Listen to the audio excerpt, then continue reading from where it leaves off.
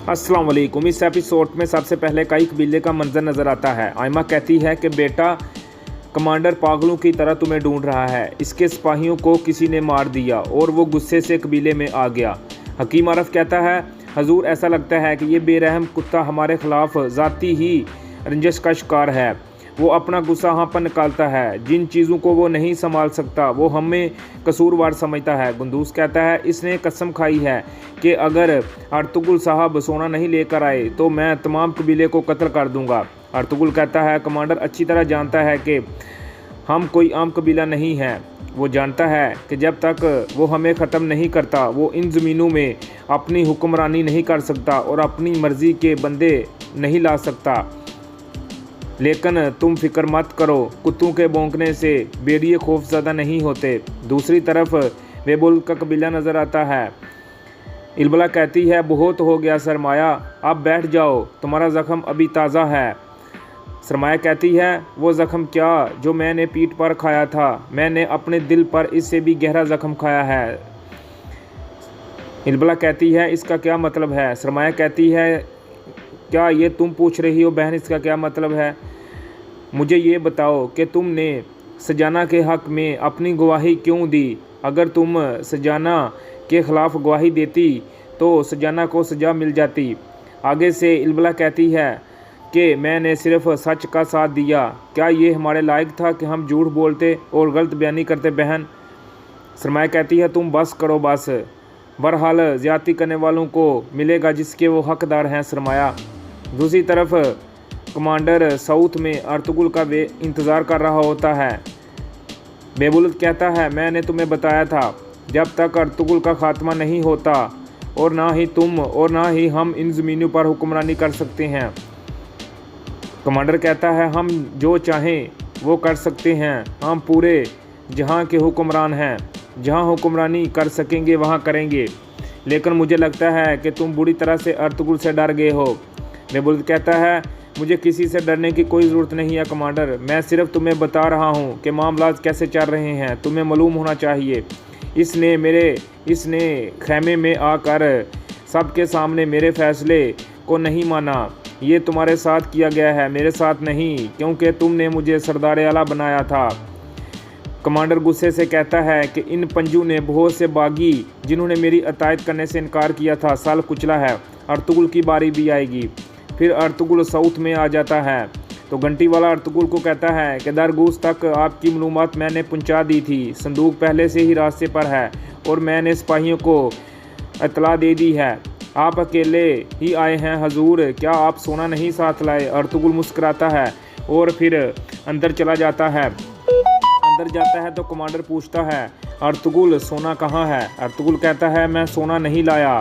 Commander कहता है, तुम्हारा इससे क्या मतलब है? क्या उन्होंने तुम्हें ये नहीं बताया कि अगर तुम सोना नहीं लाओगे तो मैं तुम्हारे कबीले के टुकड़े टुकड़े कर दूंगा? अर्तुगरुल कहता है, मुझे कबीले वालों ने बताया है, लेकिन तुम कुछ नहीं कर सकोगे। कमांडर कहता है, तुम्हारी जुर्रत कैसी हुई? तुम किस पर इंसार कर रहे हो? तुम्हें नहीं मालूम कि मैं तुम्हारे कबीले के साथ क्या कर सकता हूँ इससे पहले कि तुम वहाँ जाओ? अर्तुगरुल कहता है, ये क्या ख्वाहिश है? मेरे कबीले का तुम कीमा बना दोगे? क्या तुम सुल्तान को खोने की मयूसी हम पर निकालना चाहते हो? मुझे यकीन है कि तुम्हारा खान तुम्हारी ऐसी नाकामी पर तुम पर बहुत गुस्सा निकालेगा। कमांडर गुस्से में आकर कहता है, बहुत हो गया, तुम अपनी हद से आगे बढ़ रहे हो। तुम अपना फ़र्ज़ निभा नहीं सके, अब तुम इस खमज़ेदे को भुगतोगे। अर्तुगरुल कहता है, अगर तुमने मेरे कबीले के किसी एक आदमी के सर के इकबाल को भी नुकसान पहुंचाया तो तुम्हें कोई भी खानों के खान के गज़ब से नहीं बचा सकेगा। कमांडर कहता है, इसका क्या मतलब है?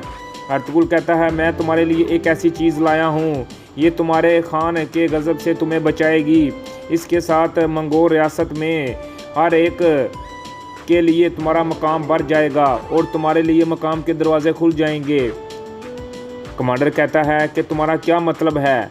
मैंने तुम्हें सोना लाने के लिए फ़र्ज सौंपा था और तुम सोना नहीं लेकर आए, अब इधर उधर की बातें कर रहे हो। अर्तुगरुल कहता है, सुल्तान।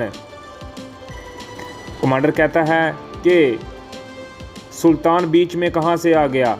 मैंने तुमको सोना का कहा था और तुम सुल्तान को बीच में ले आए। तुम्हारे पास सुल्तान कैसे आया? अर्तुगरुल कहता है, बुराक खां के आदमी सुल्तान को अगवा कर ले जा रहे थे। मैंने इनसे सुल्तान को छीन लिया। अब वो मेरे हाथों में है, अच्छी तरह से महफूज है। कमांडर कहता है, तो फिर उसे मेरे पास लाओ। अर्तुगरुल कहता है, ठहर जाओ। क्या मैं इस शिकारी कुत्ते की तरह लगता हूँ जो तुम्हारे साथ चलता है और तुम्हारे हुक्म पर दौड़ता है?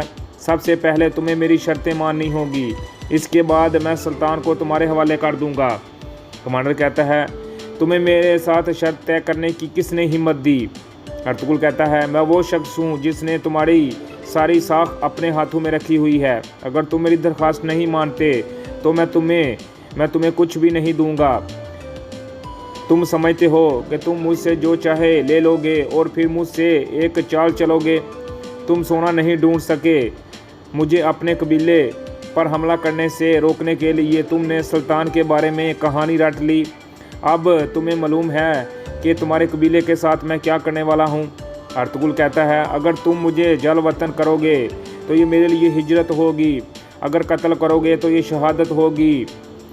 कमांडर कहता है अपने सिपाहियों को कि कई कबीले पर हमला करो और अर्तुगरुल को सोगत के चौराहे पर लटका दो, मैं इसे फांसी दूंगा। इतने में अर्तुगरुल सुल्तान की अंगूठी निकालता है और कहता है कि ये सबूत है कि सुल्तान मेरे हाथों में है। इतने में कमांडर ये देखकर कहता है, रुक जाओ। तमाम सिपाहियों को रोक देता है। फिर अर्तुगरुल कहता है, ये देखो, सुल्तान अरसलान के साथ सल्तनत में शिरकत के वक़्त जो तुमने इसे दी थी ये वही अंगूठी है न? आओ अच्छी तरह देखो, मेरे पास आओ और इसे आकर देखो। फिर कमांडर आके अंगूठी को देखता है। आगे से अर्तुगरुल कहता है कि हम दोनों जानते हैं कि अगर तुमने इस सुल्तान को खानों के खान तक ना पहुंचाया तो तुम्हारे साथ क्या होगा। अगर हम किसी मुआहदे पर नहीं आते तो हो सकता है कि हम दोनों का खात्मा नाकामी पर हो, लेकिन सोचो कि हम दोनों में से ज़्यादा शदीद नुकसान का अंदेशा किसको होगा। फिर आगे से कमांडर कहता है, अच्छा तो फिर बताओ तुम्हारी क्या शर्त है? अर्तुगरुल कहता है, सबसे पहले मेरे सिपाहियों की तलवारें वापस दो। तुम जिस सोने के पीछे पड़े हो इस पर तुम बार बार इंसार नहीं करोगे। मेरे भतीजे सुलेमान, जिसे तुमने इसकी मर्ज़ी के ख़िलाफ़ खड़ा कर दिया है, इसे माफ़ करना होगा। बेबुलत कहता है, ये नामुमकिन है। सलमान ने सरेआम मेरी नाफरमानी की है और फिर ज़िंदार से फ़रार हो गया है। अर्तुगरुल कहता है, अगर बेबुलत साहब की बात की कोई अहमियत होती तो मैं इससे बातचीत करता। कमांडर बेबुलत को कहता है, जब लोगों में हो तो अपनी बात को जांचो और जब तन्हा हो तो अपनी रूह को, ये मंगोलों की कहावत है। फिर कमांडर कहता है, क्या तुम ये सब ही चाहते हो? अर्तुगरुल कहता है, सिर्फ इतना ही नहीं, आखिर में मेरी दरख्वास्त है कि मेरे भाई को मुकम्मल माफ़ी दी जाए और मैं चाहता हूँ कि माफ़ी मोहर बंद हुक्म की शक्ल में जारी की जाए। कमांडर कहता है, तुम ख्वाहिश करो तो मैं अपने खानों के खान को पैगाम पहुँचाता हूँ कि वो अपना तख्त भी तुम्हें दे दे। क्या तुम्हें पता है कि तुम क्या कह रहे हो? सिर्फ मेरा खान ही मुझे इन शर्तों से इत्तफाक करने पर मजबूर कर सकते हैं। अर्तुगरुल कहता है, खैर फिर अपनी ज़रूरियात और मेरे मुतालबात पर अच्छी तरह से गौर करो, इनका एक दूसरे से मुवाजना करो, देखते हैं कि हम में से कौन ज़्यादा दबाव में आएगा। कमांडर कहता है, क्योंकि तुम्हारा दावा है कि सुल्तान तुम्हारे पास है तो फिर पहले मैं इसे देखना चाहता हूँ। अर्तुगरुल कहता है, फ़िक्र ना करो, जहाँ मैं तुम्हें भेजूँगा वहाँ तुम्हें जाकर इसे मिल लेना। पहले तुम्हें मेरी शर्तों को मानना पड़ेगा और माफ़ी जारी करना होगा जिसकी मैंने दरख्वास्त की है। ऐसा करो ताकि तुम इसे भारी बोझ तले ना दब जाओ।